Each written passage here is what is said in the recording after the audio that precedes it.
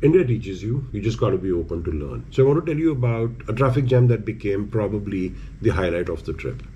Mid 1990s, pre-mobile days, days when we didn't have communication the way we communicate today. We were traveling from Agra to Jaipur. It was a group of Imholz, Ryzen, a Swiss group. I still miss Imholz. I still love Imholz. Imholz was probably one of the best things that happened from Switzerland to India. So this journey was from Agra to Jaipur, the classic Golden Triangle circuit. It did have a scheduled stop at Bharatpur Bird Sanctuary. It was late November. The kind of weather that makes you really want to sit outside in the sun and say, well, this is the best time to visit India. So the group was packed off on the rickshaws, two to a rickshaw, into the sanctuary for a 1 hour ride. I chose to sit outside opposite the entrance gate, doing what we used to do when the group was all sorted. Take a chill pill, just sit back. And while I was sitting there, I observed that in the last 8 to 10 minutes, not a single bus had come, not a single vehicle had come. And I was just discussing this with the local chaiwala vendor there, when suddenly we saw buses coming in with a few of them with broken window panes, and we stopped them. We asked them what had happened. So we got to know that there was a huge jam on the highway where a truck had actually run over somebody, and the villagers had completely blocked the highway. We knew that we were going to be stuck here. It was something that we were familiar with, something that used to happen in that moment. So I knew I was going to be stuck there. And then in that moment, I had to take a decision.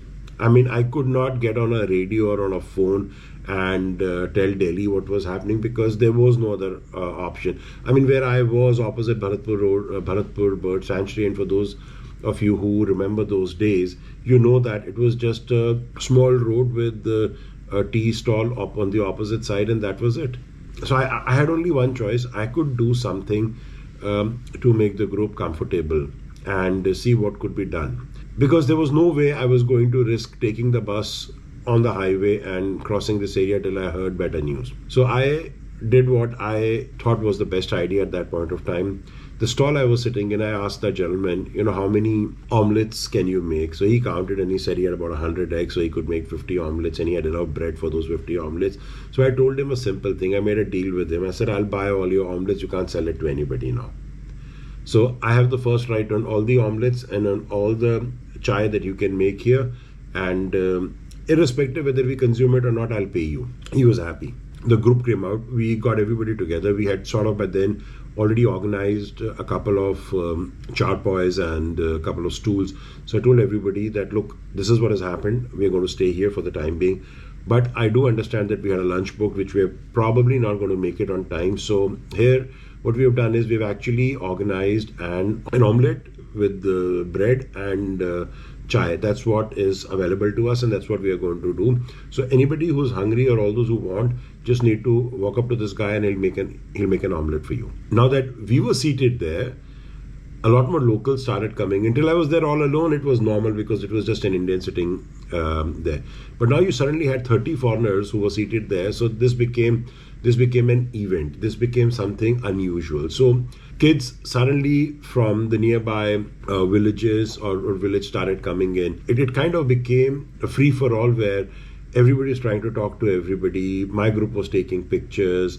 They were trying to have conversations, and things were just taking a natural turn. Nothing you could do about it. To me, it was like, you are sitting on the Indian highway in November, in sunshine, eating bread omelettes, discovering what India actually is beneath the surface, not something that is planned for you. Not one person in the group complained.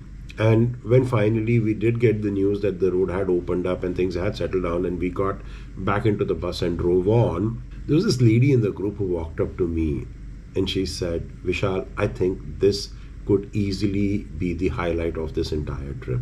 Seeing the Taj was great, and I'm sure Jaipur is going to be equally beautiful. You've been talking about it, but I think this was my favorite moment of the entire trip. Now here is what 35 years in the industry has taught me. There will always be a traffic jam. There will always be a protest. There will always be a delay in India. There will be a moment when the plan will completely disintegrate. It will dissolve and something unplanned will take its place. The question is not whether it will happen, it is going to happen. The question that you should be asking is who's standing with your people when that happens. And that is why I personally always say that I don't run tours. I create moments that make memories that last your people for a lifetime, so that they can come back home and tell you that it was the best moment of the trip.